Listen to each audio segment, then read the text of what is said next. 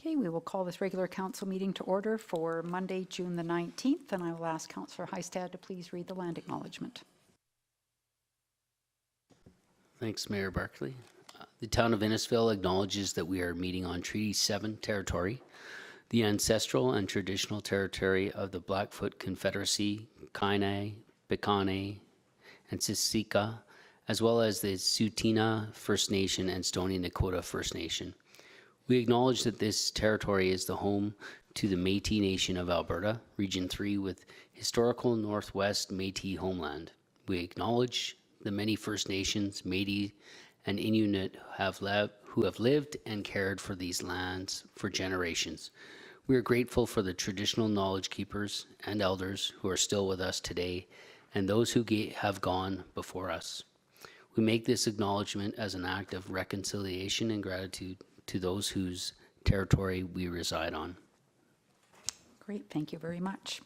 And are there any additions or deletions to the agenda? No, could I please have someone make a motion to adopt the agenda? I'll make that motion, Mayor Barkley. Okay, thank you, Councillor Dunham. All in favor? Okay, carried. And we'll move on to 3.1, the regular council minutes from last week.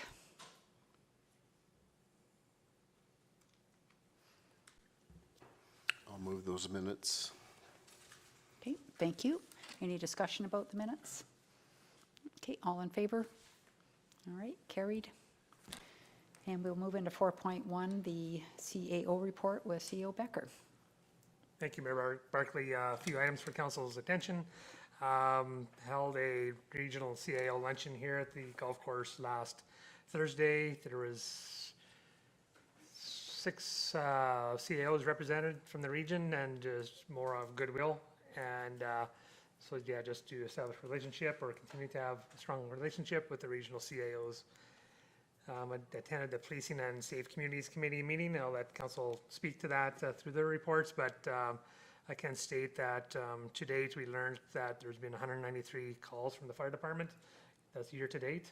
So we're on record-setting pace at the moment.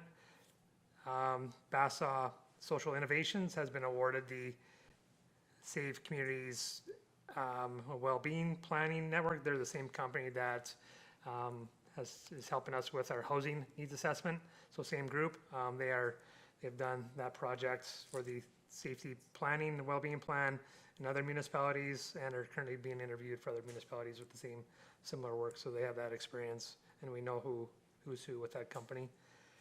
The initial steps of that project is to confirm scope through administration, and then move into data collection and community stakeholder engagement, likely in the early part of the fall. So we're going to be meeting with them likely into next week to initiate. With that, I reported to you, Council, just a week ago. So if there's any questions associated with this report or anything else, be happy to answer your questions. Okay, thank you. The 193 in calls, CEO Becker, is that, are they broken out into first response calls versus fire calls? And Mayor Barkley, yes it is. I don't have that with me. The manager will be coming to council in the near future just to speak about the 2022 year end, as well as he can speak update on the current year too. Okay, perfect. And then the new assistant fire chief is on board, correct? Correct. Mike will be coming to you next council meeting for the introduction. Then I guess, see, I'm grilling you for questions today. So my other question, like around the CEO luncheon, is do you have somebody that comes in to speak, or is it just more of a get-together and any theme that? No theme, Mayor Barkley, is just to get around the table. This time we've done it twice only in my time here in Innisfil, so almost 6 years. And Red Deer City hosted the last one, but I think it's important to have a regular engagement. Spoke about the opportunity to look beyond our own respective areas. I think about regional as we speak out to beyond our region, but not a lot of business was had, more of an engagement and goodwill. Yep, no, for sure, that's great. Other questions?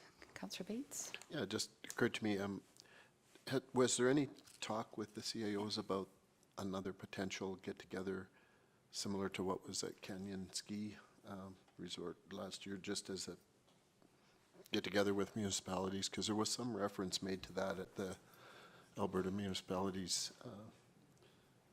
a mini version, apparently Delburn and Red Deer and the county. Mayor Just Bark- wondering if there's any. Mayor Barkley, to Councillor Bates, not specifically to that function, but certainly can pose that question back to the group. Yeah, because as we broke up, I mean, it was just a networking thing last fall, and as we broke up, it was let's definitely do it again, and just curious. Thank you. Okay, I'll have somebody please make a motion to accept the CAO's report. I'd so move that we accept the CAO's report for information. Okay, thanks, Councillor Harrison. All in favor? All right, carried. And we will move on to 4.2, the council members committee appointments. So this would be reassigning Councillor Heistad back to his appointments if he so wishes. Yeah, I'm fine with those appointments. Okay. I don't know if Anna can put up with me again, but no, it'll be good. Thank you. Can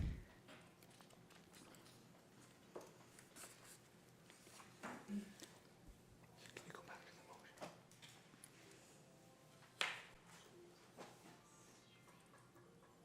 There we go. Oops.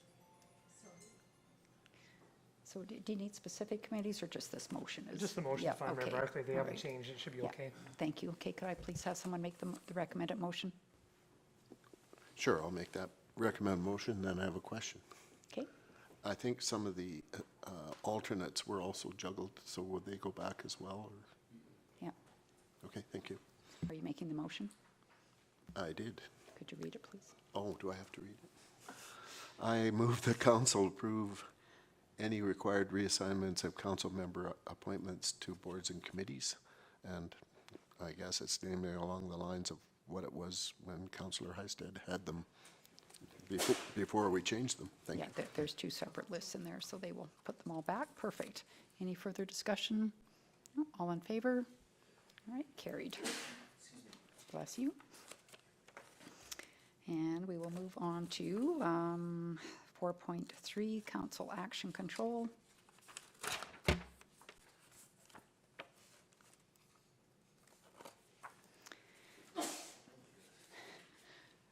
And if there's nothing on here, I'll please have someone make a motion that we accept this as information. I'll make that motion, Mayor Barkley. Okay, thank you. All in favor? All right, carried. And then we will go on to 4.4, council strategic priorities. Thanks, Mayor Barkley. Just really, the question is to council if you wish to bring in strategic steps to do your midterm review of the strat plan and just see if you're on target and get into a little finer discussion and talk perhaps such things as housing, asset management, climate change, governance, culture, everything that goes with culture, energy, fiscal sustainability, community safety, just as a few themes. And either way, it really depends on council if you wish. What's in my thoughts would be to have a lead up with some time with council, just a lead up to a planned session, get into a session that is orchestrated by a facilitator, and then see where that goes. But if you don't, it's still okay. But if you do, there's probably some benefit to doing that too. So it's really up to you, council, if you wish to put some time and some dollars towards another strat plan conversation. Okay, thank you. Just get some feedback, whether we need to do this or not, or just kind of stay the course of what we're doing. And I think it's a good idea, personally. I think that it gives us another check-in with one another, especially with CEO Becker's comments about us, planning before those sessions itself. I fully agree with it. okay, Councillor Harrison. Thank you, Mayor Barkley. I also fully support the recommendation for the $4,500 or whatever it takes to do this. This is a very important document. We're halfway through our term. It's just a great check-in to see if we're on track and where we may have to adjust, if anywhere, to go forward. So I fully support the recommendation. Okay, perfect. Councillor Messaros. Thank you, Mayor Barkley. I also support it. I would just request that we have it on August 28th, not September 4th. There's those two dates available, right? Or the thought for those two dates? Yeah, the weeks of.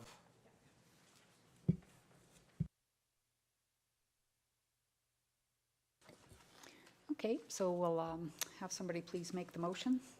Mayor Barkley, I would make the motion that council allocate $4,500 from the other consulting services budget to hold a midterm and pre-budget strategic planning session the last week of August of 2023. Perfect, thank you. Any further discussion? All in favor? Okay, carried. And we will move into 5.1 with Director Kennedy. Thanks, Mayor Barkley. So I'll start with Dodds Lake. So in early 2022, we hired Tagish Engineering to look at the parking lot design for the dock area at Dodds Lake. Part of the design, they completed some test holes to determine the soil classifications, at which time they encountered hydrocarbons in the soil.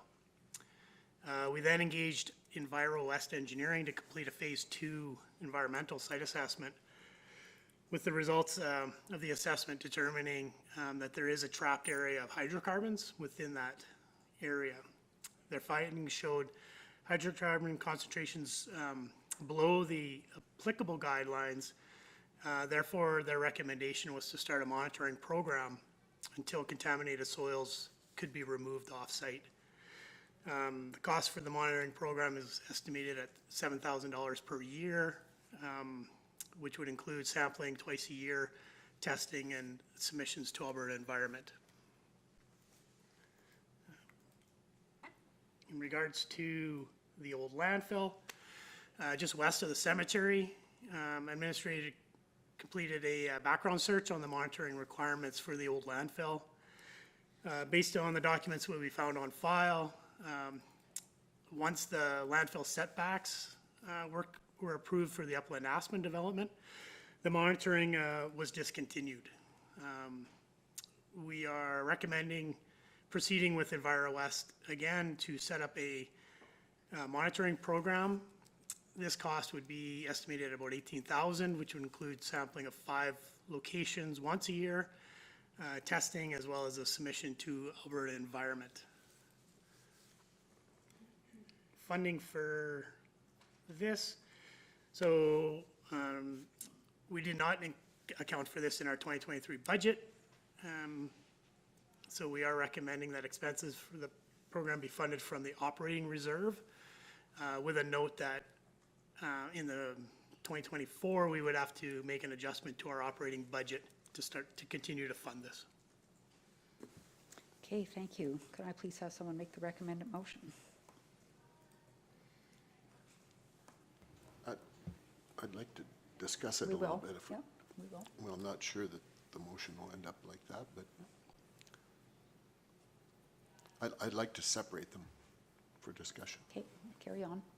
So when I look at these two, I have one question, but I'd like to talk more about Dodds Lake as being, how much below the guidelines were we when we, like, is it close to the guidelines, or? I don't have the exact numbers on hand, but yeah, they were just in the noted cost estimate we got back.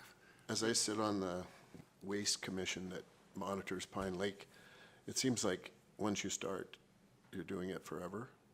And I would like some information as to what the scope might be to remove the soil, and perhaps consider proceeding with that rather than just the monitoring, because the $7,000 a year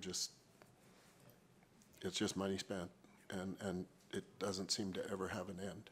And so I'd like to get some information as to what it might be to actually proceed and do it.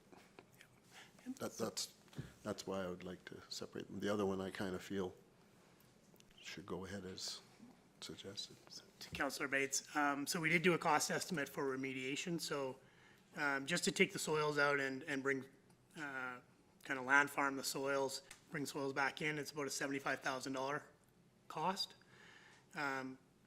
To finish the design as per the drawing there in order to get it into a parking lot, including the paved trail into the design that Tagish proposed. It's about a $290,000 cost for remediation and the parking lot itself.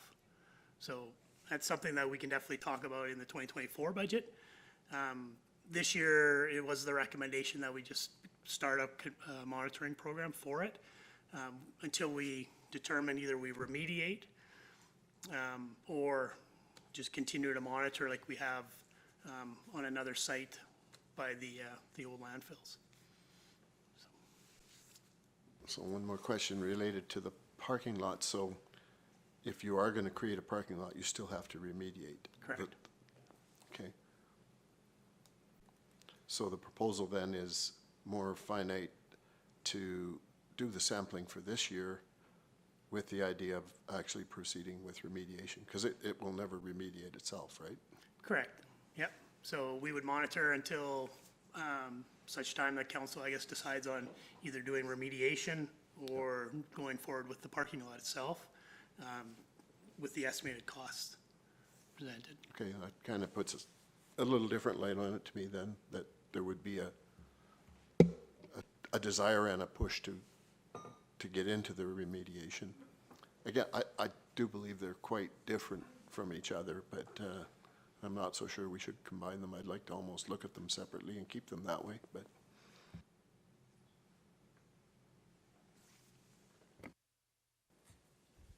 Councillor Harrison? Thank you, Mayor Barkley, through to Director Kennedy. You talked about a pocket of contamination. Where is that pocket? Is it on that one lot, or has it migrated? Because I've seen the test sites, they're all marked, but has it migrated to the west? So if you look on the screen, the red area is the flume that's been determined. So the dotted line would be the western extremity of? Yeah. Oh, okay. Yeah, approximate Yeah. area, and then that's part of the monitoring would be to ensure that it hasn't migrated any further out. Okay, But those are the limits that were determined based on the test holes. okay, yeah, thank you. Councillor Heistad? Yeah, as to the motion itself, Councillor Bates, seeing that we know that in the spirit of the intent of Dodds Lake in the engineering piece, I think when we have, my understanding is if we move forward with the motion, when we have our retreat and we're looking at our budgets, we would look at remediation or allocating those dollars to the Dodds Lake site. Am I correct, CAO Becker? If we move forward with the motion as is. Yeah, right now, and put this to the director, but we are obligated to monitor, and we Yep. found out we weren't. We need to monitor Dodds. That's the request for operating dollars. As for the director recommending, if you want to remediate, it'd be part of your budgetary process. So Yep. it could happen in any time you wish for it to occur. What the director's recommending, we have it part of your budget deliberation. Yeah, and that's where I was saying, I can understand where Councillor Bates is coming from with separating it, or we can just leave it together, but just wanted clarification. Thanks. Okay, can I please have someone make the recommended motion? Mayor Barkley, I would move that the council approve the award of the monitoring for Dodds Lake and the old landfill in 2023-24 to Enviro West Engineering for $25,000 to be funded from the operating reserve. That way I think it gives us an opportunity to address it in a year, because it's not talking here about an ongoing thing. It's just a one-time. That's my motion. Okay, thank you. All in favor? Oh, sorry. Go ahead. I wanted to make sure I heard that right. So are we not proceeding to do it now? I should have just said 2023, not 24. Just one. I think if we just leave the motion the way it's worded. Well, based on council's director, we don't have budget administration, so that's really the nature of the ask. So it'd be initiated based on the availability of this company, but it'd be initiated 2023. Then the expectation, if you want to monitor, it'll be part of your annual budgetary Thank you. This will be part of the operational budget each year if you wish to continue to monitor.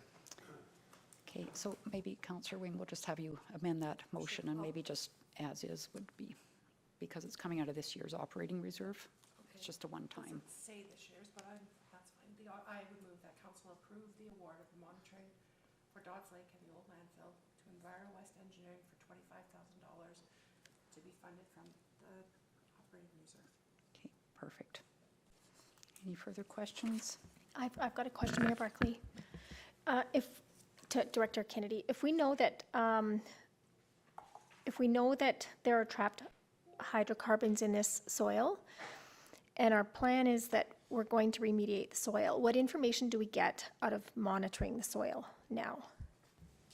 The information that we will be monitoring will be that it's not migrating into Dodds Lake.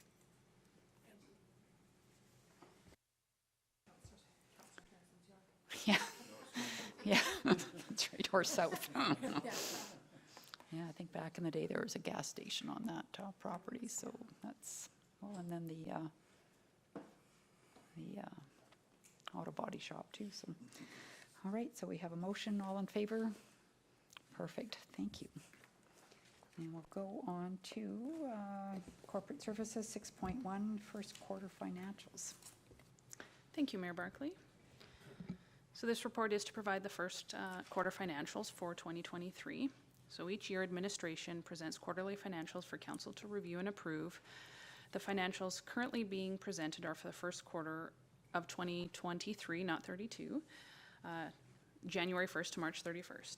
Administration has reviewed the financial reporting information being presented. The actual figures have been compared to the approved final budget for the year. The 2023 final budget was approved on December 12th, 2022, and administration believes this to be a true representation of the state of the financials as of March 31st, 2023. So the financials show an overall revenue of 11% of budget compared to a 25% measurable for the first quarter. Upon reviewing the 2022 first quarter, this is 1% less than we saw at that time, but that's nothing to concern yet.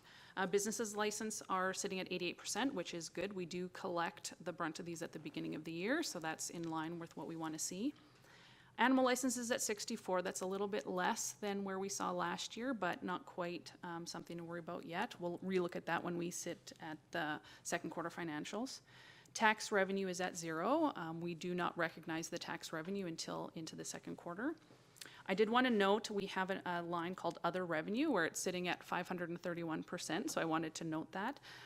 That actually includes the revenue from our bus auction from this year, so that is an unbudgeted amount, and the entirety of that auction results will be put directly into reserves at the end of the year, so it is going to be seen as an overage for right now.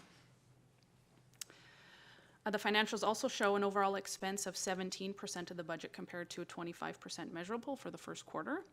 Upon reviewing the 2022 first quarter, this is actually 2% less than we saw at that time. So we may have a little bit less revenue, but we're seeing a double less for the expenses for this year, so that's good. Salaries is at 21%, so we do like to make sure we sit at that quarterly benchmark for salaries each quarter, so we're in line with that. Membership fees is actually a bit low right now at 45%. We do pay most of that. Normally we're sitting at a 65%, so I still think there's a bit more to come in there. Gas utilities is sitting at 44%. We did just come out of winter time, so I have looked again since. They're considerably down going in the next couple months after that. And grants to others is always quite high because we do some of those large requisitions at the beginning of the year, such as the library and FCSS requisitions. So all revenue and expenses are within the budgeted approvals for the quarter. And then we did attach the income statement by department, our income statement summary budget, as well as the capital spreadsheet. Going through the capital stuff right now. You want to go through it all? So with council's blessing, we'd like to just provide you some verbal updates regarding the projects as listed here, maybe go into a little bit of detail specifically to some of the capital projects. So if you're okay, on to the director, we'll just kind of go line by line. Sure, yeah. The first one, I will note that on the side, I did just put a C on some of the items who are essentially completed. They're just not off of they won't come off this list until the end of the year. So, yeah, I don't know if. Sure, so I guess we'll just skip the first three. Does that work? So town office fire system, so that's looking to install interconnected fire alarm system with both the senior center as well as throughout this building. So we're currently working with our current alarm system provider and an engineer to figure out the setup of that system. The town office entry, so that's the pavers out in the front that keep sinking. So that work has been included with the sidewalk replacement program for this year. So that will be replaced with stamped concrete as opposed to the paving stones. So that work will take place this summer.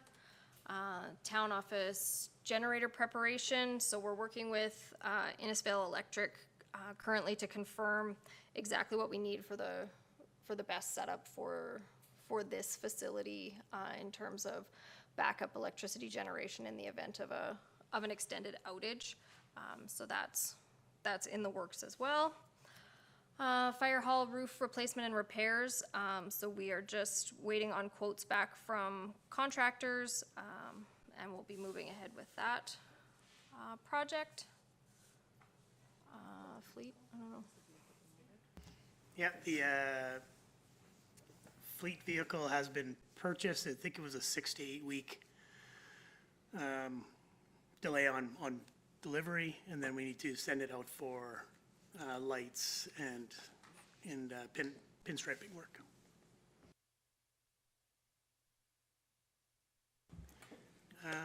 Yeah, so 2022 surface improvements, those are pretty much done. We had some carryover that's just waiting. Eastgate Lift Station, we're waiting for a generator for delivery. CCTV camera, we just received the final payment for that one. We had some parts and accessories that were on back order. Southwest Industrial Design and Construction, that's for the underground. That's all done. We've got final payment was issued for that one just recently. Southwest Industrial Solar Design is underway. Just working with Fortis, waiting for invoicing to do their detailed study as well as Altalink. And we have Green Cat Consulting working on our schematic design for that application. 2023 surface improvements. We're working on the concrete work on 40th Street. They did come in early and do the paving around the outdoor rink and Diamond 7, as well as Stramit Park. So the rest of the work was slated not till August for start. Backhoe replacements purchased and received. We're still waiting on the gravel plow truck box. Replacing the service truck, that's on order. Just waiting for, again, back order, a bit of back order on that. The hybrid is just waiting. It's on back order as well, so waiting for that one. Director Kennedy, may I ask, like, on those kind of purchases, is there a time frame where do we just keep waiting and waiting and waiting, or? They did tell us that there is about a 3-month wait. Okay. So we're And then they close. told us that could be up to 6 months for the hybrid. Okay. So, 46th Ave construction, we have a pre-construction meeting starting this week with the startup to be after July long weekend. So that one's about a month behind schedule. They did tell us originally in June. 40th Street closed, that one won't happen until 46th Ave is completed. The new columbarium has been ordered. That's the deposit for that one. Wayfinding signage, we've just finalized the shop drawings, so those are now in production. Diamond 7 upgrades is, our side of the work is complete. We are just working with communities facility enhancements to complete the score clock, the press box, and bleachers. So they're working on those. The Max Playground, as well as Cannon Park Playground, both have been ordered. Cannon Park, we, I believe, have a installation in July is when that one will be, with a September for the max. Arena Playground is complete. I'm just doing landscaping. Outdoor rink upgrade, we're just waiting on the paint. Line painting for the basketball courts. And the Dod Lakes design, that's just ongoing.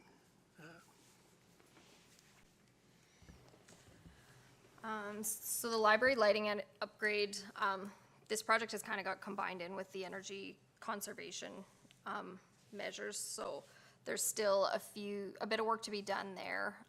Going to be working with the library, ensuring that whatever lighting does get changed over works for their operations.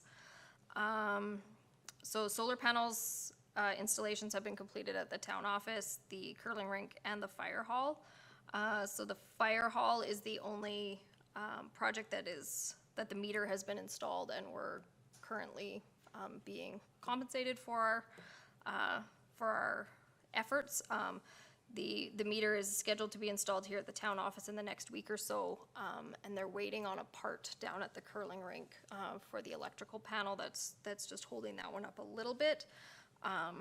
Just for the record, at the fire hall, since the meter's been installed, we've generated 3.76 megawatts of electricity, which is about $500 calculated at the regulated rate.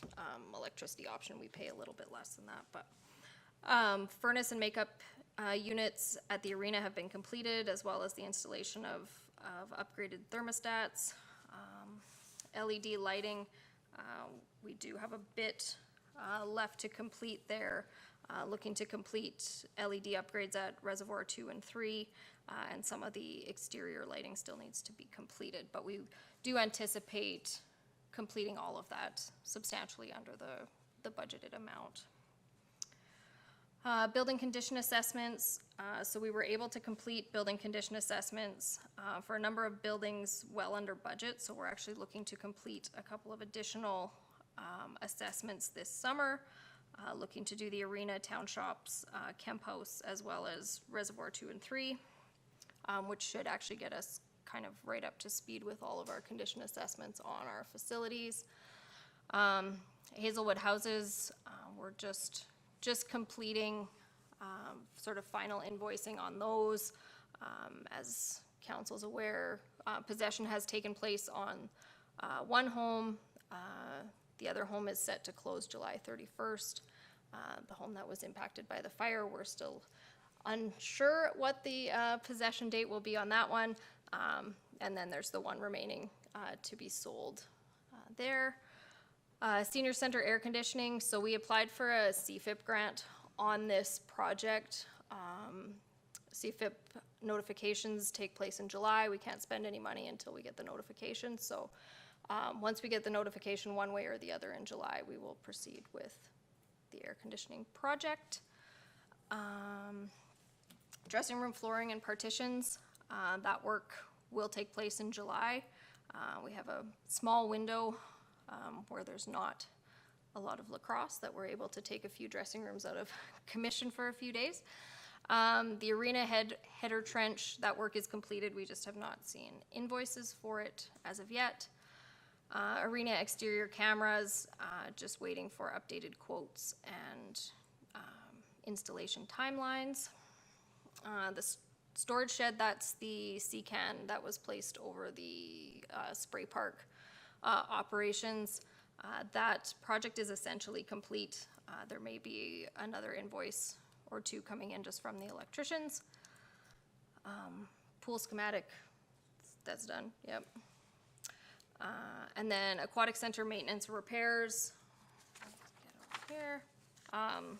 So we're working, we did have a structural engineer confirm that we are able to do the work to install the sliding doors on the entryway. So we're just waiting for updated quotes from 3 providers. The rerouting of the exhaust and the party room air conditioning has been on order with Hyundai Mechanical. We're just waiting for delivery, and then they'll do those 2 projects simultaneously. And again, at this point with the roof, we're looking to have essentially just patching done on the roof. We had originally budgeted to replace the entire roof with metal roof. The recommendation from the roofers was to wait until we know what we're doing with the pool, as there's numerous things on the roof of the pool that they would have to go around with a metal roof that likely won't be there if it's not operating as a pool. So so we'll do the repairs as best we can for the foreseeable future. And then LLC roof repairs, again, the roofing contractors have been there, just moving forward as soon as we can. Great, thank you. Councillor Bates? If we could scroll back to the top, the question I have on the 3 completed, does that include invoicing then? The ones that are marked C? The pedestrian crossings and CP rail, we've been told that's the final billing, but we're leaving the project open. But we do have an email saying that the pedestrian crossing is final billing, so. Well, that's really good. That's the best news I've heard on both those projects for a long time. Thank you. Thank you. Well, they've been completed for quite a while, so let's have faith. And then the other big one that you said was completed, obviously, it isn't built fully, the Southwest Industrial Design and Construction. Is it in good shape on its budgeted amount, as far as you know? We are in good shape.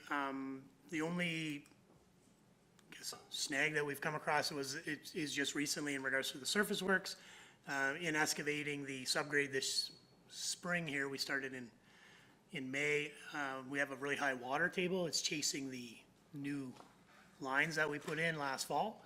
So we've been encountering some water. So we've just strategized on some dewatering for that. So we are incurring some extra cost. That's put us close to the contingency for the surface works, but all of the other phases so far have come in under budget. So we are confident that we'll be under that 5.5. Okay. Thank you. And going forward, I can break that out into a further sub-project inside that master budget. I can break it out by the underground, the surface works, just so it's easier for council going forward too. Is there the first tenant, purchaser, August, is that when they're considering moving in?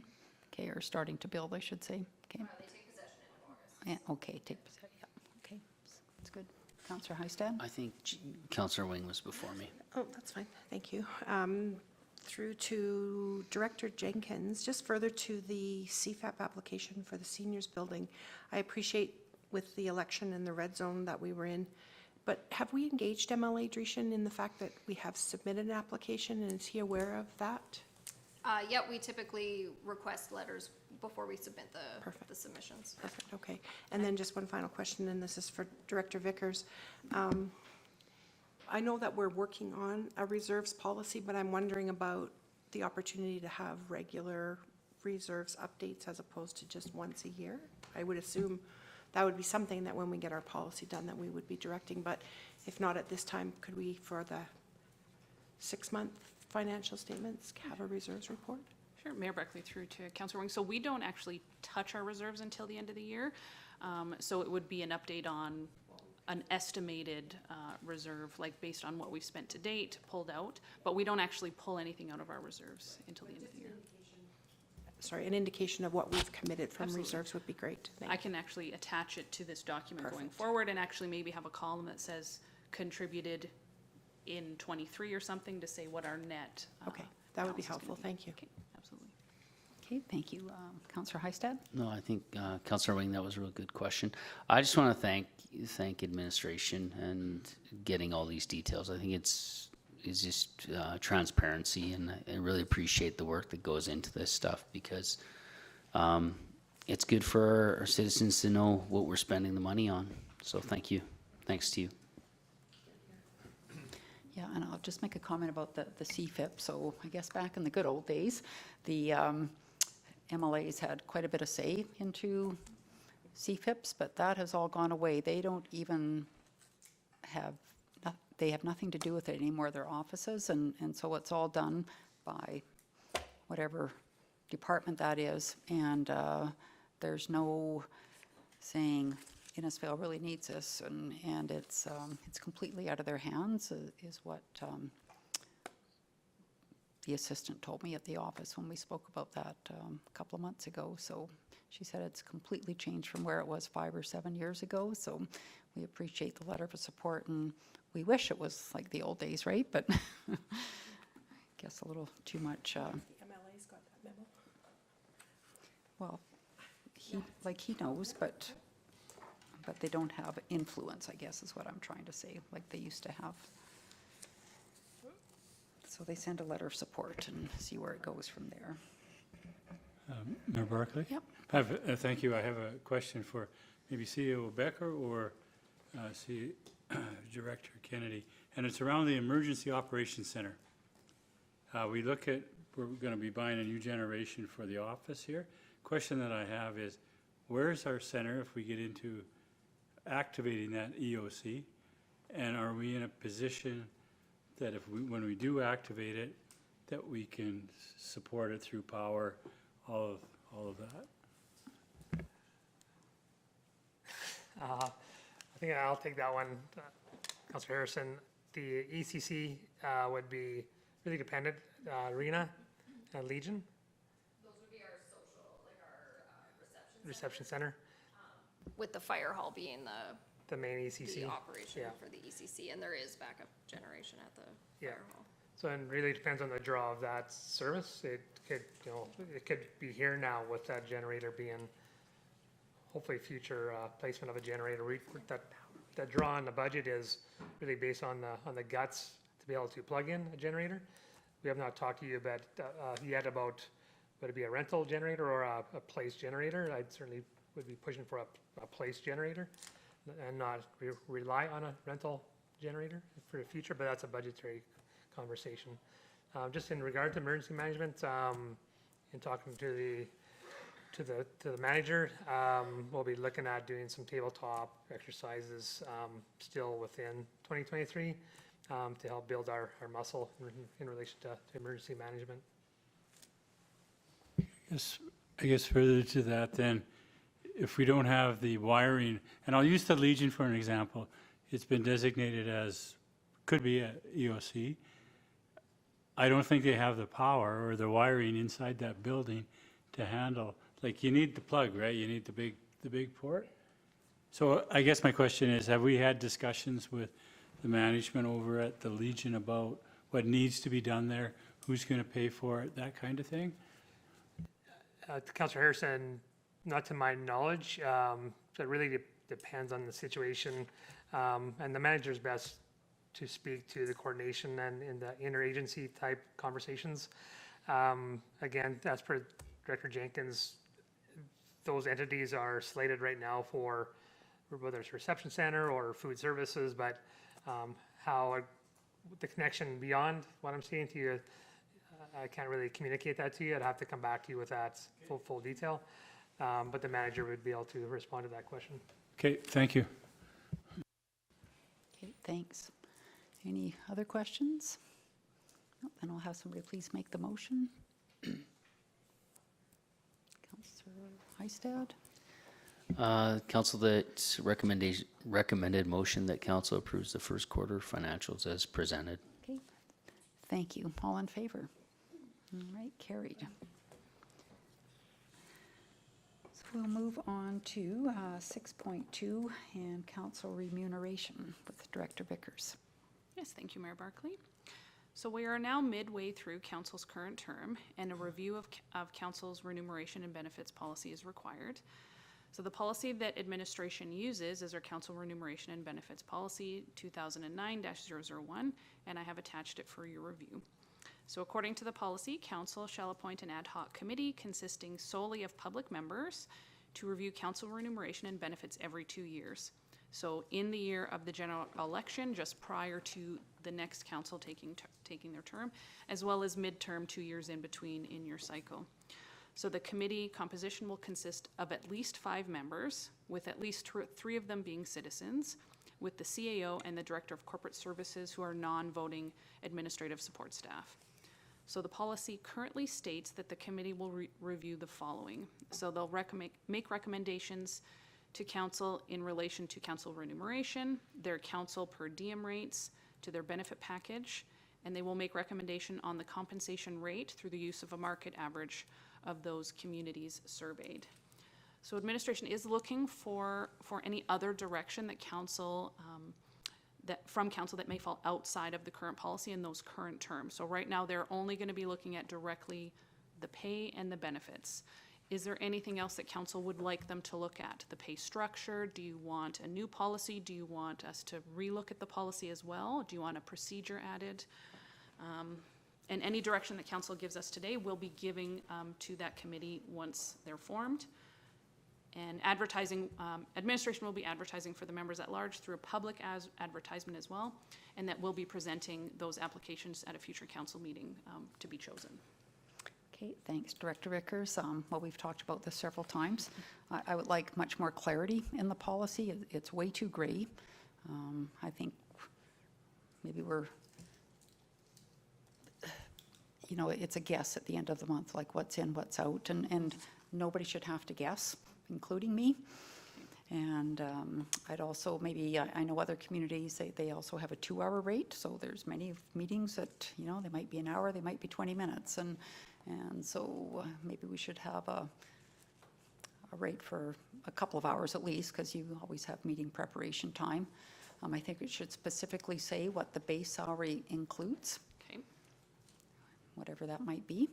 Like how many meeting sessions, how many? Well, even like is community events part of that pay, and, you know, is there an expectation that there's 4 a month or something? I don't know. Like, I don't know what other policies look like, but I think there needs to be, because I think it's a little bit different than what it used to be, and we need to evolve and create more clarity to it. And So you'd like the per diems broken out with a bit more clarity on what can be charged back and what should be included in the base rate potentially? and I think, I mean, you know, is it just, I mean, right now it looks like when you read it, it's kind of like, well, it's meetings and committees. Well, we do so much more than that. You know, something comes up and do you want to go to this event, or somebody's coming in to do an hour session, and you know, what's part of the base pay, I guess, and what's not. You know, the base pay, I think, has to be more than just 2 meetings, right? That's an awful lot of pay for 2 meetings. But if that's all somebody's doing. Councillor Messaros? Thank you, Mayor Barkley. Yeah, over to Director Vickers. I think, yeah, I agree with having a little bit more clarity, and I was thinking not only around like the amount of meetings or time that goes into that base rate, but also the type of activities would be helpful. That's kind of what I end up guessing about at the end of the month. And then one thing that just came up recently is also some clarity around travel time.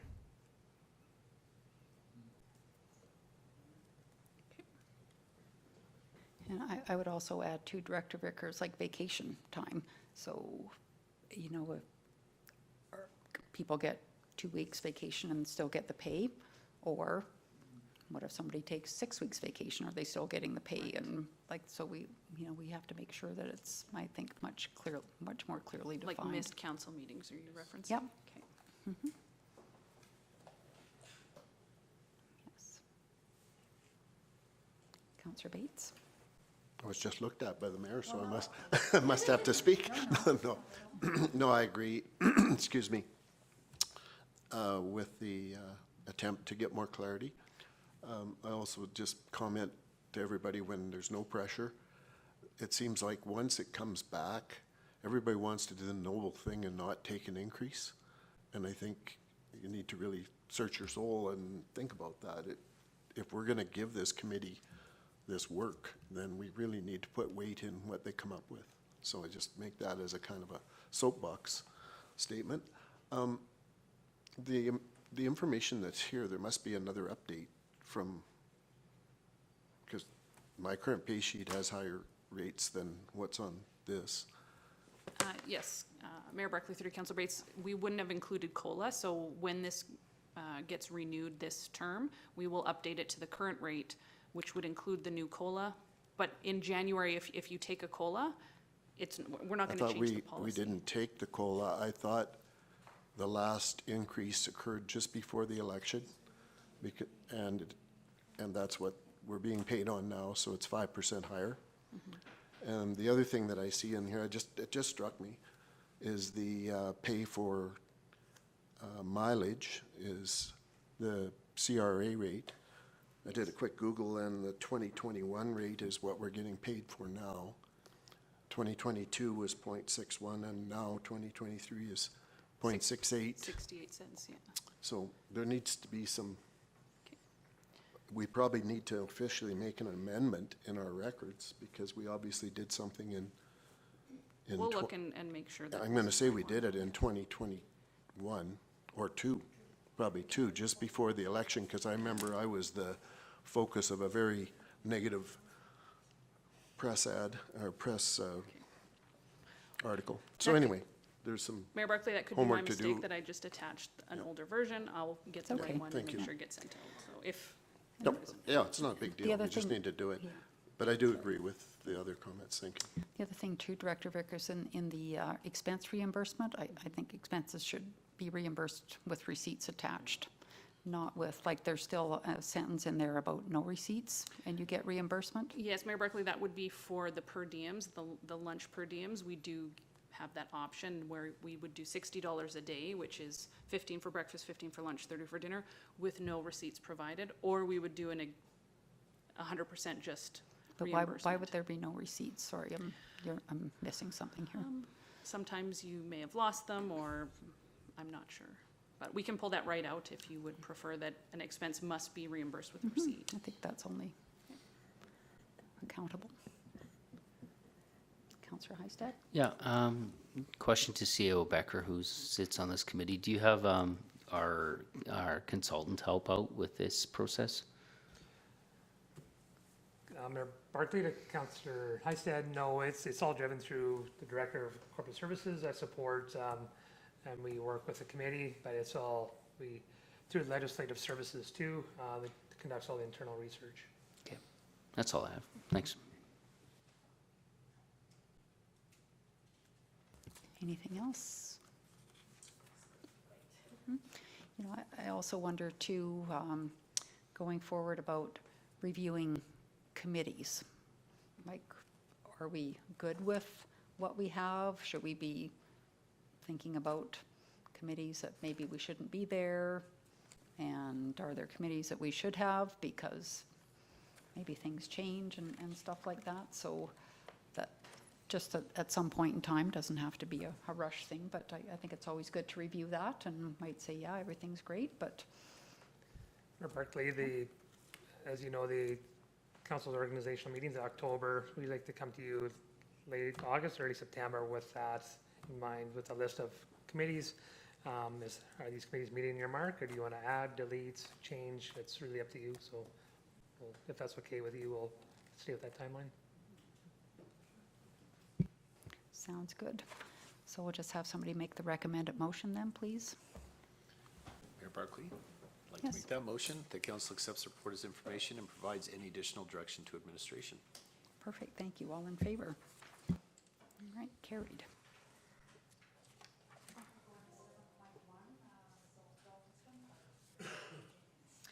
Thank you, Mayor Barkley. So in follow-up to the presentation and report we had last week from the Innisfail Dolphins Swim Club, we're looking to have some further discussion on the swim club's request to waive pool rental fees for the 2023 season. So again, some reiteration of information that was presented last week. The club has identified that they are experiencing some financial challenges, reduced registration sort of post-COVID, and some increased fees associated with their external swim meets. So in consideration of the club's request, administration offers the following options. So administration can work with the club to provide for payment without penalty of the outstanding amounts prior to December 31st, 2023, or another date as we discuss. This will provide the club additional time to fundraise, adjust their bookings, and/or meet attendance. The club has indicated that their next casino will be in 2025 and will be their next major influx of funds to sort of get them back up and ahead. In further correspondence with the group, so this is from an email, the board is hoping to be able to pay some of this year's invoice, which is just shy of $12,000, aiming to be able to pay between $4,000 and $5,000 towards their 2023 season invoice. The amount will depend on how much they incur from donations and sponsorship to come. Ideally, they're asking if there's no forgiveness essentially of fees, they'd be hoping that the duration that they would be unable to pay could be carried forward until their 2025 casino. Next season, they hope to be in a better financial situation from the start, having more knowledge about swimmer entry fees that have changed this season, and they would be able to charge families to attend these meets and increase fees to cover costs in 2024. So essentially what they'd be looking for is the potential to carry probably 60% of this year's invoice forward to 2025 without penalty prior to their next casino. Would be sort of best case for them in terms of that payment program, which administration can work with them to come up with sort of a quarterly payment plan or some sort of a structure where we're being paid sort of installments over that period of time so that it doesn't sort of fall by the wayside with their board or turnover, so that everyone knows what the situation is. The second option identified by administration that could alleviate some of the stress for the club would be to delay the implementation of the scheduled rate increase for September 1st, 2023. This would require an amendment to the rates and fees bylaw and would have to apply to all users in this rental category. So that planned increase is to go from $64.83 an hour up to $70, I believe, and would also have to apply to water polo and the Cottonwood Kayak Club. Administration is cautious to provide any direct waiver of fees, as many other community organizations are required to pay rental fees. In the past year, the town has waived penalties for other organizations that have experienced financial troubles, including Innisfail Minor Hockey and the Eagles. This has allowed the organizations time to adjust without incurring additional costs. The only full fee waiver that was provided was to the curling club during the first season of the pandemic, as they were unable to operate the facility entirely. So yeah, looking for direction or any further questions from council. All right, we'll have somebody make the recommended motion, please. I better get in here today at some point. I move that council approve the adjustment of the payment term for the Innisfail Dolphins to allow payment for the 2023 season. Okay, thank you. Does anybody have any discussion points?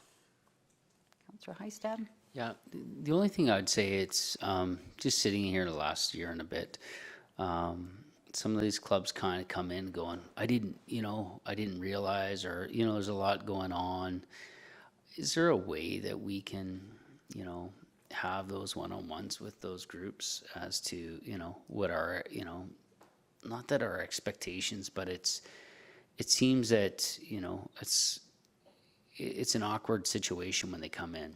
And I don't know if it's how we communicate with them or how we have those conversations, because I know COVID, was a big effect on those groups, but it's like, I think some of the groups also don't understand the pressure that we have here at this table to run a town. And I don't know how we do that, or how we do that through in your role, but I just thought I'd throw it out to Megan, or Director Jenkins, Director Jenkins. I don't know, it's awkward, it gets awkward here, right? Mayor Barkley, to Councillor Heistad, to your question, it'd be really just to be clear of us, you're not entertaining any waiver of and you're not, we won't point.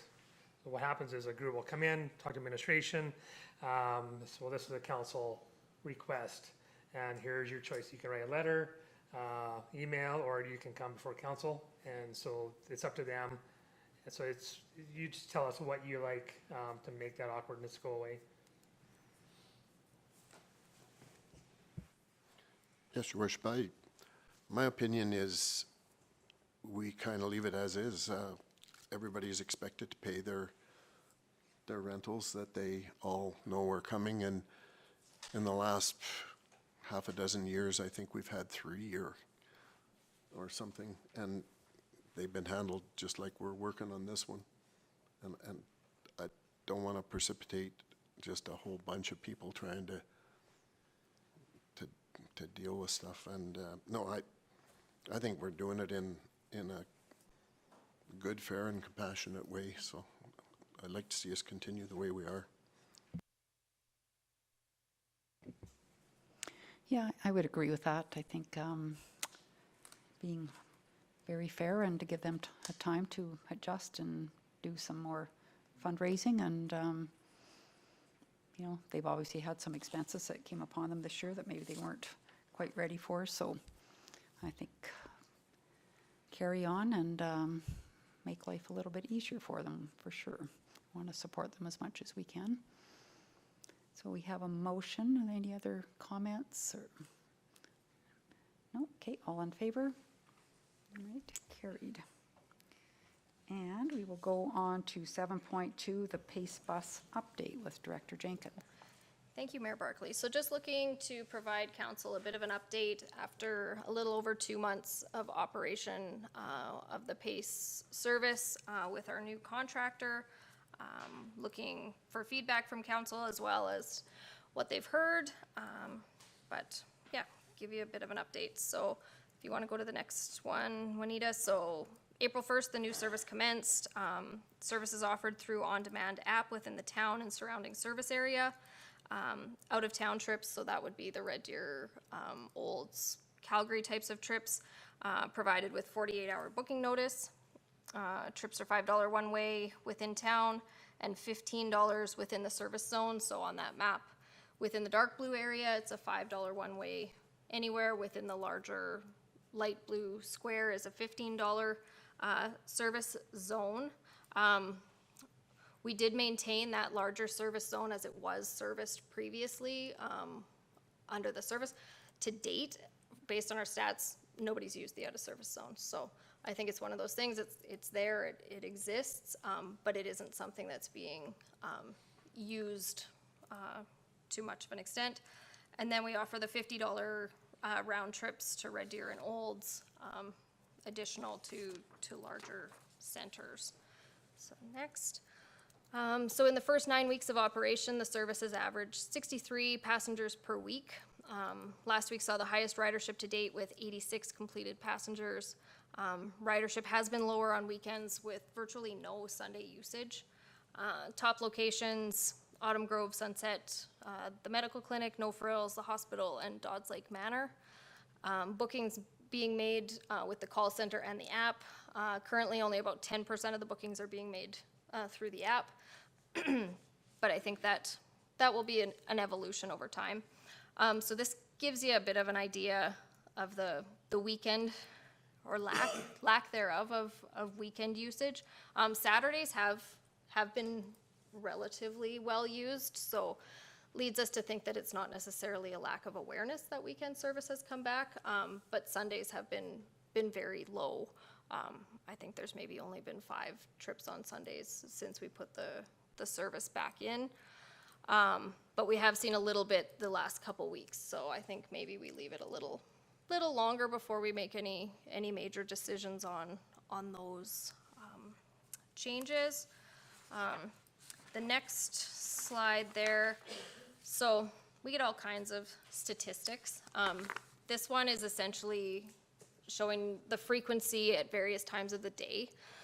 So at this point, we're not really seeing a peak at the front end or a peak in the morning or a peak in the afternoon. It does seem to be spread out throughout the day. And then when you see those lines of zeros, those are typically the Saturdays and Sundays. But again, continuing to try to promote usage on those days. In general, some of the feedback, so Sandy and Kristen have been tracking some of the feedback that we've received from various groups over the last couple of months. So comments about group rates for the lodges and or other groups to support with recreation and community engagement, especially out-of-town trips. So I believe the lodges previously were able to access that $50 to go to Red Deer and take a whole bus full of people, which the way we're allocating the bus now with the larger vehicle remaining in town and the smaller vehicle handling the out-of-town trips, that doesn't translate the same way in terms of the cost. So that has been a comment. We'll talk a little bit more about the out-of-town trips in a second. Concerns about the $5 per stop makes it very expensive when there are multiple stops. Could we look at a monthly pass for those who have multiple usage throughout the month? Having different locations to purchase tickets, so that is something that we've sort of been working through over the last few weeks. You can buy them at the Sunset residents can buy them at Sunset, not just anybody, as well as the food bank and here at the town office. But I think once we got through that sort of first round of people getting their new tickets and getting sorted out, seems to be going better. Requests for the drivers being able to wait during stops or appointments. So again, the way the app and the system is optimized, it drops you off. It is now available to pick other people up. You have to make your booking to either be picked up an hour or 2 hours later. He can't just sit outside the medical clinic until you're done and come back. So again, we've had some learnings there. But again, I think people are starting to make both bookings when they make the booking, right? Make it for 3 hours later or whenever they want to come back. Requests for potentially later weekday hours, and have had some people being either late or unavailable pickups. So we've had just had a meeting with a contractor on Friday. Again, getting the driver to stick with the tablet too is a learning curve that they have to sort of push the button when they've picked up the person, push the button when they've dropped them off, so that the system can properly schedule their time and make sure that they're not late for the next person, those sorts of things. So, but all in all, it's been, I think it has gone quite well. We ruffled some feathers the first couple weeks, but people are using it, and numbers wise, we've been seeing sort of increases week by week. So that is positive. For the next one, so the out-of-town service. So again, the round-trip fare to Red Deer with 2-hour wait time. The charge is currently $50. Each trip is charged back to the town comes back at about $160 to $216, depending on the length of that wait time. So we did 9 trips to Red Deer and 2 trips to Olds in April.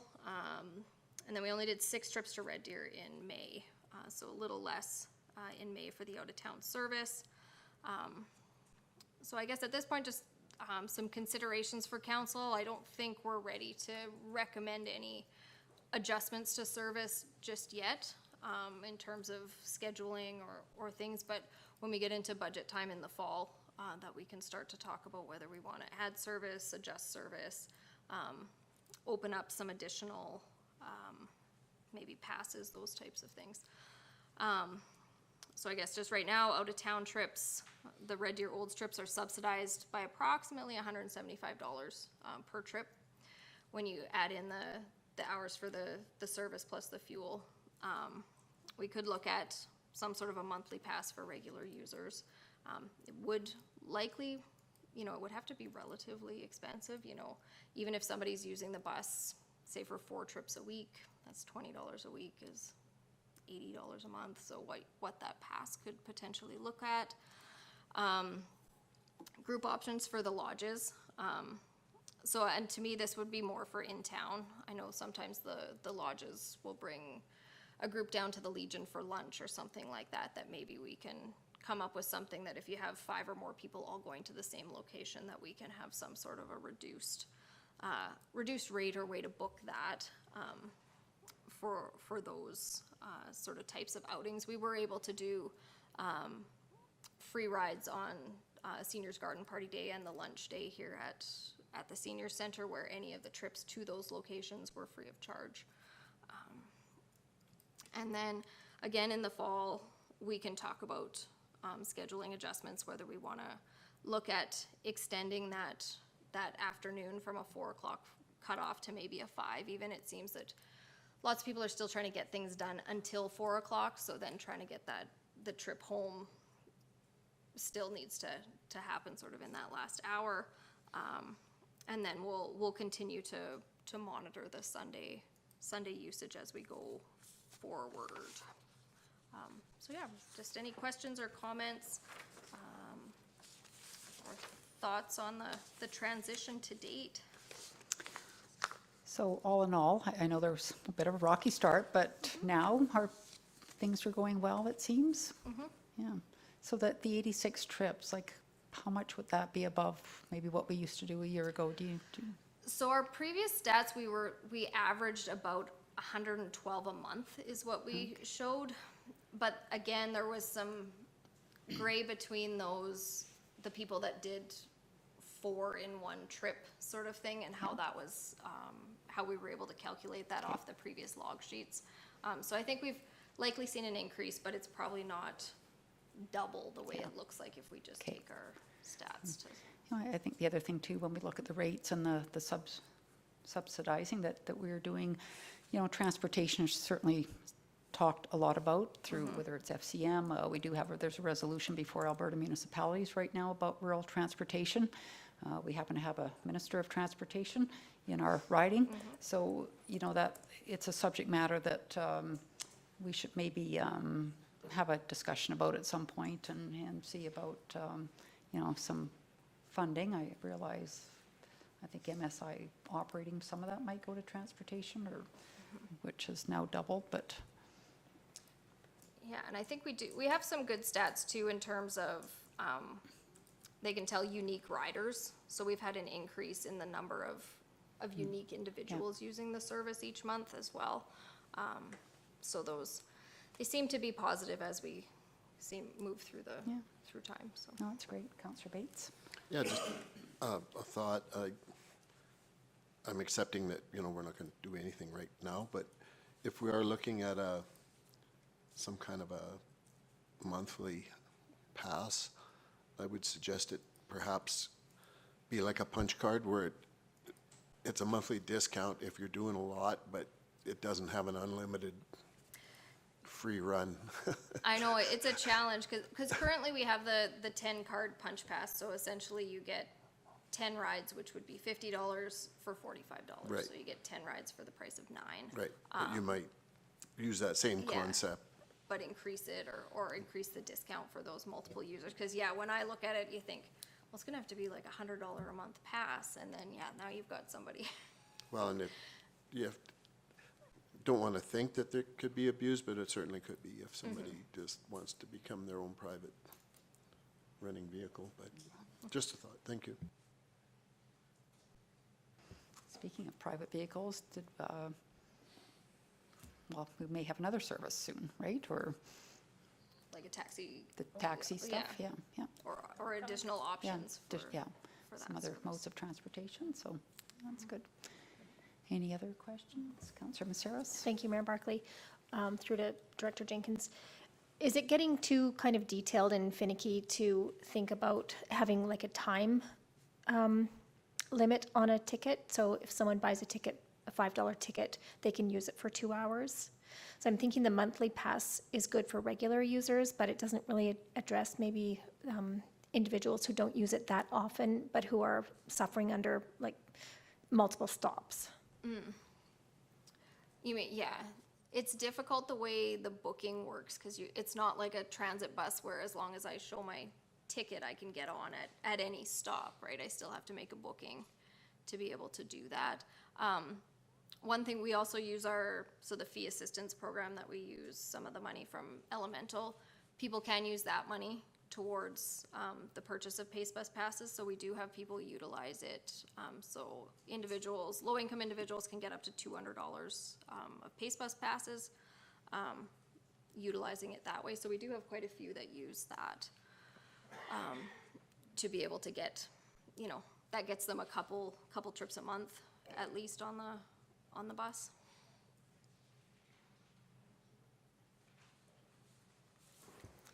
Okay, so we'll have someone make a motion that we accept this as report as information, please. Mayor Barkley, I would make that motion that we accept this report for information. Perfect, thank you. Anything else? No, all in favor? Carried. Okay, we'll move into council reports, starting with Councillor Wing today. Thank you. So last Tuesday evening, I participated in a focus group called Common Ground. It's a focus group led by researcher Dr. Jared Wesley, who's a professor of political science at the U of A. And he and his team have been doing considerable research over the last number of years. The purpose of this particular focus group, the topic of this particular focus group, was around uncovering what life is like for a typical Albertan. So the topic was actually titled Draw Me a Westerner. So participants were asked to draw the first thing that came to mind when they hear the term Albertan, and then the discussion progressed from there. It was a very interesting activity. The conversations were led by some very interesting contexts. I will say there were some troubling perceptions and some really troubling comments. I kind of stewed about it all the way home. But I would love to see more opportunities like this held in this region, and I would love the opportunity for this council and our senior administration to participate in something like that. It was just very, very interesting. So I'll keep my finger on that one. I also attended the Alberta Summer Municipal Leaders Caucus in Delburn along with Councillors Bates and Dunham. That was an interesting day. Lots of talk around regional growth and collaboration. Last Thursday, I attended the Parkland Regional Library System Executive Committee meeting in Lacombe, and then I dropped into the housing assessment at the Innisfil Public Library in the afternoon. I enjoyed our breakfast with the Premier and Minister Dreeshen on Saturday morning, and the parade was outstanding. It was well attended, well organized, so congratulations to Danny Rain and the Rotary Club and our town staff for a job really well done. This week sees the Chamber lunch and learn tomorrow relative to the Alberta Purchasing Connection and doing business with the town. MPC is tomorrow, and then, of course, the 3rd Annual Pride Festival is coming up on Friday and Saturday, so it's going to be a good week. All right, thank you. Councillor Harrison. Yeah. Oh, thank you, Mayor Barkley. A couple things. I also attended the breakfast with the Premier and our MLA. Interesting discussions for sure.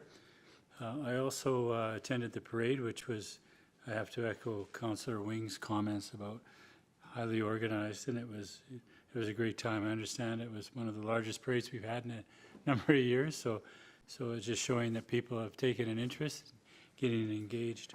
I do have a couple questions though. One is around graffiti. I've been noticing on a lot of our infrastructure, particularly those green boxes and things. There's these emblems. It's graffiti. The question I have is, do we just report that to the office and it's looked after, or is there someone that when they see it, they note it? And the second question is alleys. With these torrential downpours that we've been having, particularly over by the United Church, there's 2 or 3 alleys there that are quite steep, back alleys, and the gutter erosion is quite deep. And it's difficult because every time you fill the gutter, the next rain, it just washes again. And a lot of those residents, they have to access their backyards and their garages from the alleys. So maybe the question I have is, do we actually do an inventory of our alleys, or is it just on a complaint basis that we need to follow up with? Thank you. That's all I had, Mayor Barkley. Councillor Harrison, so in regards to our alleys, we regularly monitor them. As for inventory, it's really, just regular maintenance, monitoring, especially with rain events. And we do know, we note kind of our steeper alleys, we know our flat alleys, because that also is another concern is when they're really flat. A lot of potholing starts when it's got a lot of rain. So it just becomes a regular maintenance. Yep. CEO Becker? Member Barclay, Councillor Harrison, in regards to graffiti, yeah, you can just phone in the town office. The enforcement team, that's part of their mandate is to get rid of the graffiti, whether it's with the business owner or if it's on public property, we'll address it as best we can. Okay, Councillor Dunham. Thank you, Mayor Barclay. As Councillor Wing mentioned, we were at Summer Municipal Leaders Caucus, Delburn. It's great to see, and nice to see MLA Dreschen out there as well. Did attend the Cape AGM last week. Speaker Zach Silikowski,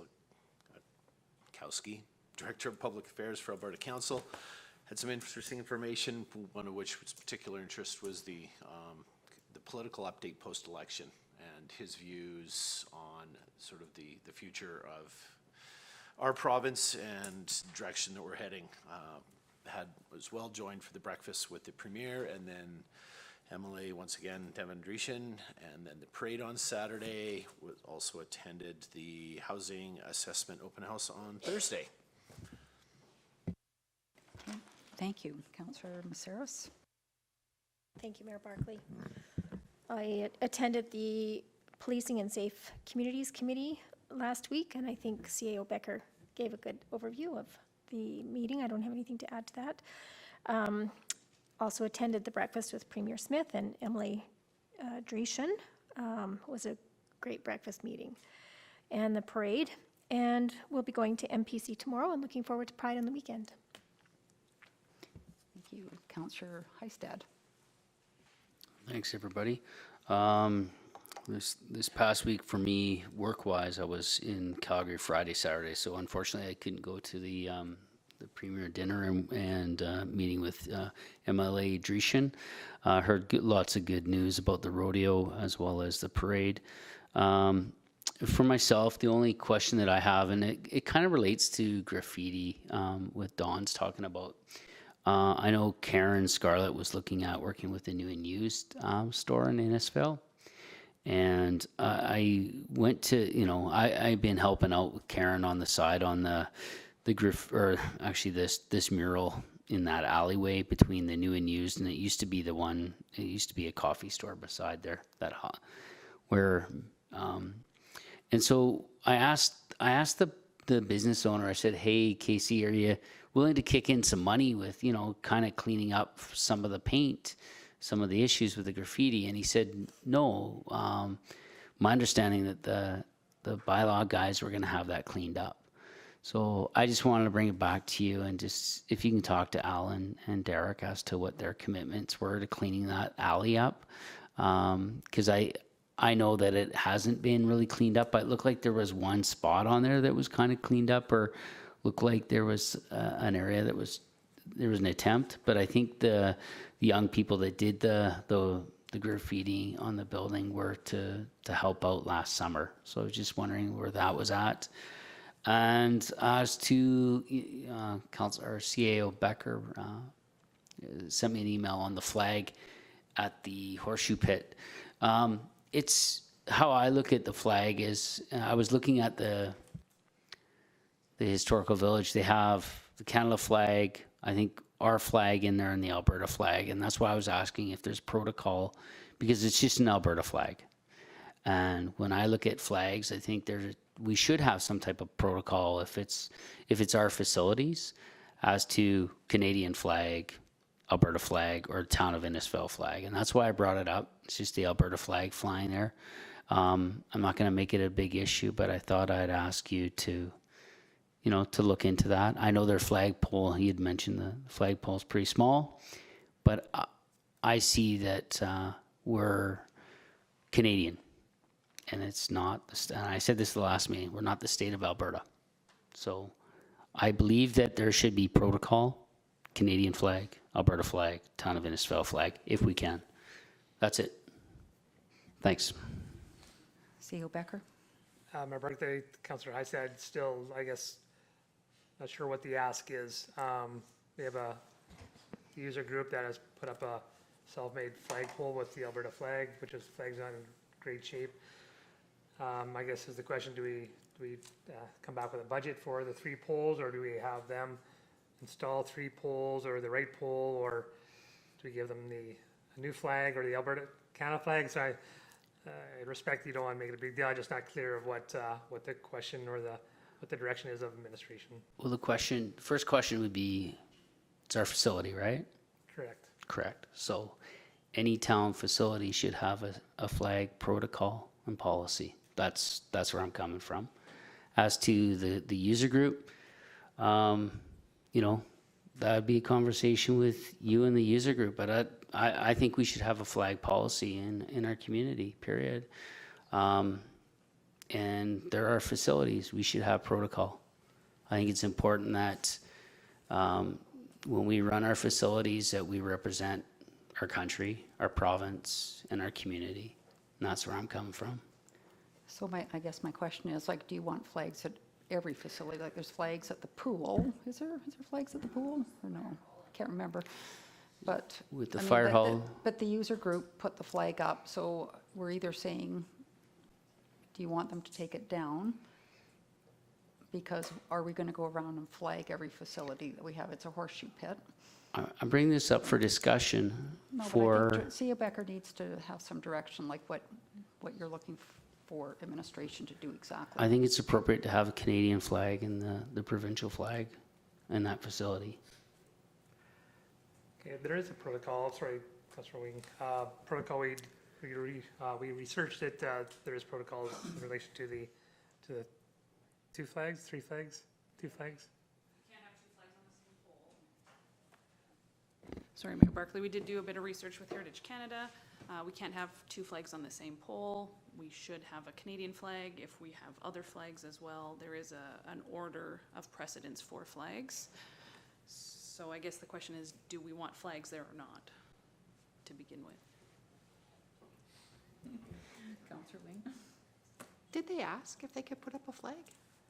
Not that I'm aware of, Councillor Wing. See, that, to me, that's a bigger concern than anything is, I mean, I don't agree with only having 1 flag. I think that it delivers, especially right now, a bit of a dangerous message, but it's our facility, not theirs. And so I can't imagine anybody doing an alteration to someone else's facility without permission. So I think we should have a conversation with them.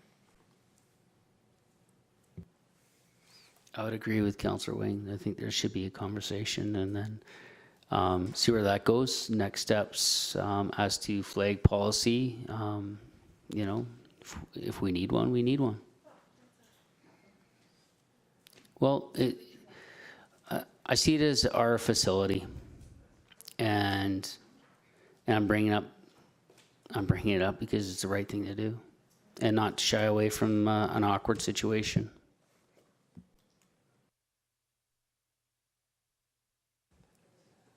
I think it's clear. Council's expecting the flag protocols to be followed in relation to town facilities, and the conversation with the user will reflect that. So I guess a decision will be either the flag comes down, or would we flag that facility? I guess that's my question. Like, it's at the baseball diamonds. Are we going to have flags there? Is that what we're looking for? Are we just looking for this flag to?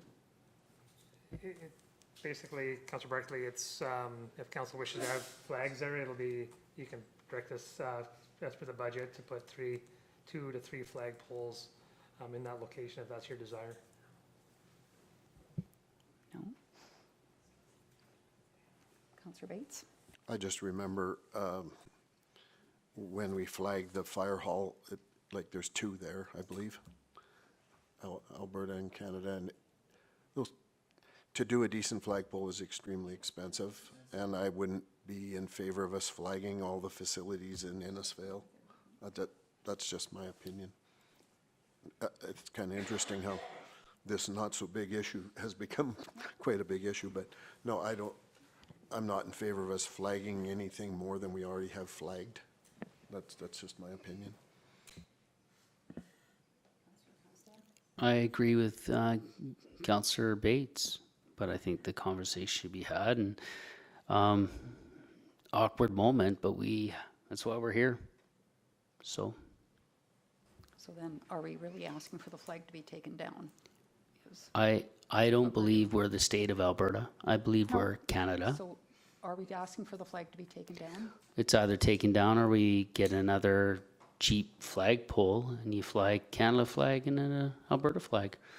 It's up to us. But we just said we wouldn't flag that facility, so.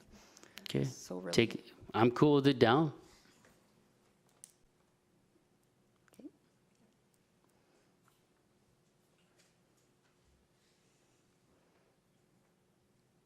Councillor Bates. Okay. So, yeah, I went to the Alberta municipalities at Delburn. I'll give a little more detail. Of course, it was more of a local networking than you would find in some of the others, just by the nature of where it is. There were some discussions from the Spring Caucus. There were discussions about water management, some of the AM programs and services, power, gas, and investment. Devin did make comment as he opened the meeting that his portfolio would have a couple of priorities for now on wastewater and water and bridges. I also went to the Police and Safe Community. The RCMP gave their regular updates. Bylaw talked about traffic. Brief conversation about the Citizens on Patrol.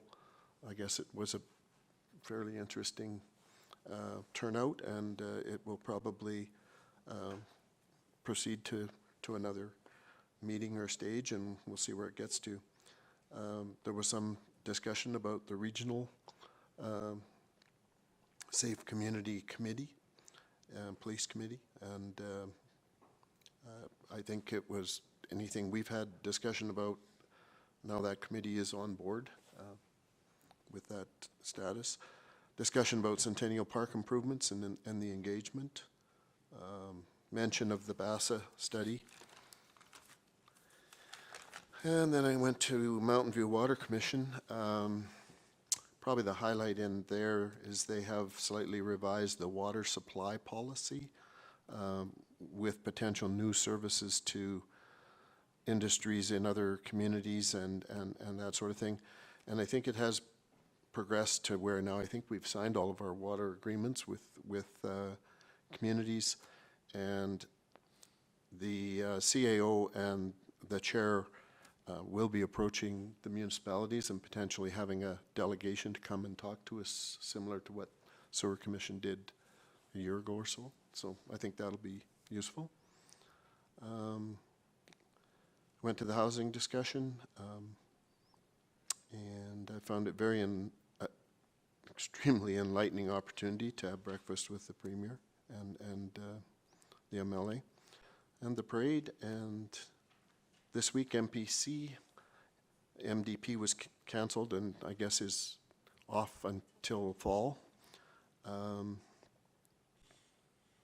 Yeah, and the Pride event this weekend. Perfect. So, Councillor Wing, I love the fact that you went to see Dr. Wesley. I think he's awesome. And what really kind of interesting about the work he does, so he always tells people, draw the typical Albertan, but when he goes into schools and does it, nobody has ever drawn what somebody would normally draw as a typical Albertan until they're 16 years of age or older. The under 16s are drawing all sorts of things. The over 16s are pickup truck, cowboy, oil worker. And so it's kind of fascinating. And, you know, the work he does, he talks about, you know, the old days and the Martha and the Henry and the Ralph Klein, Martha and Henry, and now we're dealing with Martha and Henry's kids. And it's much different. And, you know, that Alberta is very centrist and maybe not what people think we are. So, yeah. We were the yeah. third group in 3 Okay. years that identified a woman. Oh, wow. Everyone else. You are unique, yeah. Yeah. But even you think of like visible minorities in Calgary and Edmonton, 40% of the population in Calgary, and people are still drawing that typical Albertan. So yeah, I follow his work, and he's awesome. So I did mention last time, didn't say much about it, but CEO and I, we met with RDP, so Stuart Cullum, the president, Pat Machasik, who's the VP of Development and Partnerships, and Doctor, I should say, Tanya Wolf. She's Center for Directors of Manufacturing Energy Innovation, and then Richard Longden, who we've met before, VP of External Relations. I think they gave us a PowerPoint presentation. I think our organizations, we align so well together with our priorities, and so really looking forward to continuing to find ways to collaborate with them going forward. You know, you think of the SIMTAC Center, it's a Center for Innovation and Manufacturing Technology Access Center, and the Energy Innovation Center, and what we're doing here. We talked about studentenergy.org again, and you know, they're using the Central Alberta Child Advocacy Center. That's also used as a training center for their community health and wellness programs at the college. And that kind of fits into our community economic development strategy, that it's not just about economics, it's also about social. So there was a lot of good energy in that room that morning, and I know that Pat is going to reach out to CEO Becker, and he wants to come down to Innisfail and learn more about this community, so it was excellent. Was at the Shuffleboard Supper on, I don't know what day that was, Tuesday evening. There was 88 participants here from somewhere as far away from Mesa, Arizona, Minnesota, and they were here Monday through Thursday, so Councillor Harrison shot the first shuffleboard. And so we had a nice dinner at the Legion on Tuesday night. A wonderful group of people. Apparently I guess I didn't realize this, that they rent the curling rink right through the end of August. And they're coming back for another tournament in August. So I think we'll probably get another call, because they absolutely loved us hanging around with them. So they were quite the characters. And they were staying at Motel 8 as well as camping and other motels in the community. So they were very, very impressed with Innisfail and how great it was, and great working with administration. Also had the Cape AGM, as Councillor Dunham mentioned, this past week. And I'm going to invite the Executive Director, Tracy Gardner, to have a visit with us and learn all about Innisfail. Of course, Tracy is new on the job. She's absolutely fantastic. Zach Ziolkowski, from Director of Municipal Affairs with Alberta Council, was there. We talked about advocacy work, of course, because that's what they do. So he had some great ideas around that. Went to the housing assessment feedback. Also had the South Regional Red Deer Wastewater Commission meeting last week. And I'll just mention the pond for a second. Is that okay? And please jump in, Director Kennedy. But so we went through quite a time last council about getting another storage pond for wastewater. And anyway, the RFP was issued, and the lowest bid was $1.3 million, just over $1.3 million. So we thought it was going to be maybe more around $650,000 instead. So that project is now going to be put on hold. We're going to reject that bid and probably go back next year. I think in the meantime, there may be some other options in Innisfail that Director Kennedy has uncovered in the new industrial park. Olds did have some overland flooding this past week with the events, not as severe as last time. The CEO for the Wastewater Commission and his operations person, they both said they learned a lot from last year's event, but I think there was still maybe 4 or 5 hours that they were dealing with flooding and having to bring in the trucks and get rid of the water. So Olds also has they also need a storage pond. I believe when this wastewater line was first put into service, there was a requirement from Alberta Environment to have these ponds along the line, and nothing's ever been done. So that project was slated around $7 million, but there's maybe another option there too. That would take buying land from a local farmer. But what we did at the commission, we made a motion that we will send it back to the technical committee, which is our operations people throughout the various municipalities, and they will review Olds and Innisfail and kind of come up with a plan, and we'll see where we go, and we're kind of back. You'll like this, Councillor Bates and Harrison, whether we really needed a pond or not. We were having that discussion. So anyway, we will see what happens going forward. And I don't know, I think your next meeting is in September, is it? Or end of August or something, your operations, yeah, your technical, anyway.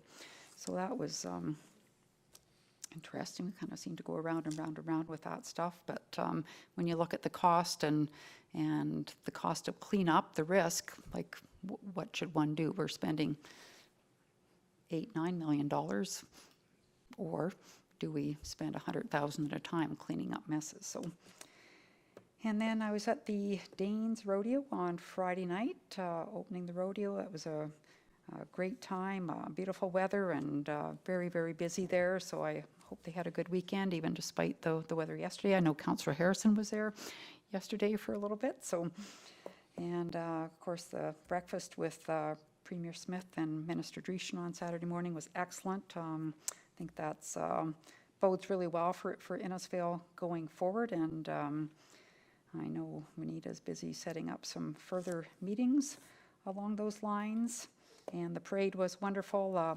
First of all, Juanita, thank you so much for all you did Friday. I think that was your whole day, setting up the breakfast on Saturday morning, and that was a heck of a lot of work, but thank you so much for all you did there. And thanks to the town staff for all they did supporting the parade on Saturday. It was absolutely tremendous. I've heard nothing but positive feedback. Rotary got positive feedback, and I think double the floats the year before. So it was great. And I also want to mention the Economic Developers Association Conference, which is next April in Kananaskis. It will be the 50th year. So I mentioned it at Cape the other day because the rooms do sell out very quickly. So just remind everybody has a couple of $1,000 budget they can use on whatever they want. And Councillor Dunham and I went last year. We've booked in again for next year. And I would highly recommend it to anybody.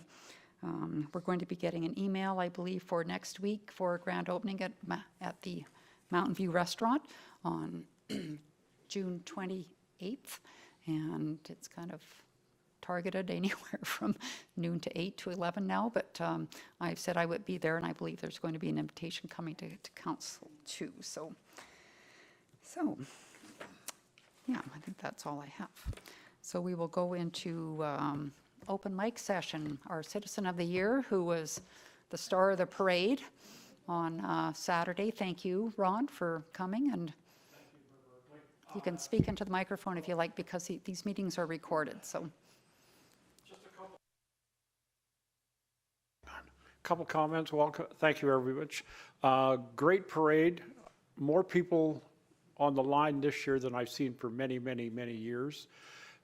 Just a side note, there was just over 300 people out to the breakfast at the Legion Saturday morning. So yeah, it was well attended, and the weather couldn't have been better. Thank you. and you got to meet the Premier, or she got to meet you. Yeah. And I'm really glad you introduced her to Danny Reberger too. Yeah. Yeah, that's good.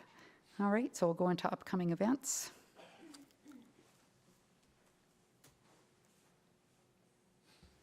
Councillor Bates. Yeah, I just wanted to mention for Juanita, the Water Commission August meeting won't occur. This one's perfect, but in August they take a month off. Thank you. I'll just have somebody make a, oh, sorry, did you have something, Councillor Harrison? Thank you, Mayor Barkley. Yes to both commission members. Are your commissions actually strategically looking at, because there's some big expenditures that are coming down the tubes here. You know, we hear about ponds, we hear about upgraded water. To give future councils, well, this council and future councils, an idea of where we may be headed with dollars. You know, you've probably heard me talk a number of times around where does it stop? You know, we have now families that are finding it very difficult to make their utility payments, and we just keep the appearances. We just keep adding on. We need this. We need more infrastructure. We need this. So I guess my question is, have you started to think about that going forth? And when can we expect something to come back to council to give us an idea of what we're looking at? Because it just seems like every year we get a 5 or a 10% increase and off we go. So, thank you. Me first, I got the easy one. I would say when we have that engagement, maybe it would be a good time to have that discussion, but everything that I'm seeing is, everything our commission is seeing is just like the town is seeing. I know our power is doubling because we've negotiated that rate and it's double what it was. Most of the chemicals and all those other things, they continue to go up. I don't see any relief. It's going to be similar to an industry or the town or whatever. And yeah, so I don't think it's going to be unusually high compared to anybody else, but it's not going to be tempered. And the Water Commission has a lot of 30-plus-year-old infrastructure, so that will all have to be, and it definitely is being looked at. As we look at new users, we're making sure they pay their way. And a couple of the potential bigger ones that might come on could even be tapped to help us get more infrastructure, like actually pay a little more than their way. That's a summary, I think, on that one. The Pine Lake Waste Commission, I don't see a big thing going on there unless there was a huge reclaim ever happened to happen or something. It's the ongoing pay for the monitoring, and that thing seems to be just kind of stable. And then my comment back to the Waste Commission is I do believe you'll need some side storage. It's not if and when, it's when. Sooner or later that line will fail. It won't just be a rain event. It'll be something bigger. So those are my comments. Yeah, and I think with wastewater, Councillor Harrison, you know, that line was built out for 70-plus years, so it's at about 5% capacity. So it's, you know, Innisfail was forced to be part of that line. And so when you have low flow rates, your chemical use goes sky high for odor control. And when you have times like this, you're probably getting some infiltration into the line, which is good for the Water Commission and bad for communities. Olds, I think, has some issues that they're trying to address, but you know, we're spending, I don't know, what are we spending, Director Kennedy, $2-3 million a year to try to fix any kind of inflow and infiltration issues into the wastewater. Have been, yeah. So, you know, the ponds are part of it, the overflow ponds, and you know, since they put the Bowden pond in, that's made a huge difference to, I think, how Innisfail is reacting. Correct, Director Kennedy? See, I'm looking at you because you're the technical guy, but we see graphs of how everything is operating, and yeah, since Bowden, it's been much better because they do have the overflow. Olds is an issue. I think concern is more Waskesiu 2 than maybe Innisfail at this point, and because that's old equipment. But you know, you ask when it will end, it won't. It won't. Yeah, there's no way it will. And I think even if we look at our reserves, I think Director Bicker showed us last year the reduction that we're seeing in our wastewater reserve. It's going down pretty substantially, and if we don't face the music, it's going to disappear. And then you will have to pay the piper. So they're big assets. There's grants out there, like the storage pond here was to be put together with Olds project, and I think the grant was about $1.1 million from the feds, but it's way over that budget right now. So and you know, and maybe that goes back to some advocacy. I think sometimes, you know, we're maybe other levels of government are living 5 years ago and don't realize the pressure and the increases that we're seeing from inflation. And there's only one supplier for the bioxide they use in the line, And when there's one supply in the world, you know, you're not going to see a price reduction probably. So yeah, it's interesting. And there will be meetings going forward with the City of Red Deer, with the Wastewater Commission. Our chair and vice chair are going to get together with Mayor Johnson and his team and kind of talk about, you know, the partnership there. In the original agreement, the 20-year agreement, there was supposed to be a joint committee, and that has never been set up, and we're 10, 11 years into the agreement. So that is the goal, is to try to get a joint committee set up and then kind of discuss what's going on, because our storage is in Red Deer, but if 100,000 person Red Deer is growing by 5%, the rest of us need to grow by 15% to keep our capacity. And so lots of things to discuss, but I'm really confident we have a great chair and vice chair, and a good commission. I'm confident that things are being looked at well. CEO is wonderful too. So we'll just, do we have a motion for to accept the upcoming events? No, we did not. No. Okay. I'll make that motion. Okay, thanks. All in favor? Okay, and then we'll have a motion to go into closed camera, please.